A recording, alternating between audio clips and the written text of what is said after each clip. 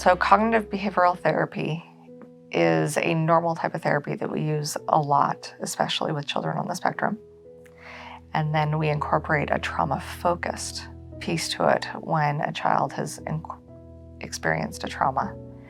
And this piece adds psychoeducation, parenting, relaxation, emotional expression, and a trauma narrative, along with safety, mastery of kind of those cognitive coping skills, and stabilization. And then we take all of those lovely pieces and add a flower or our horses into each of those fun activities.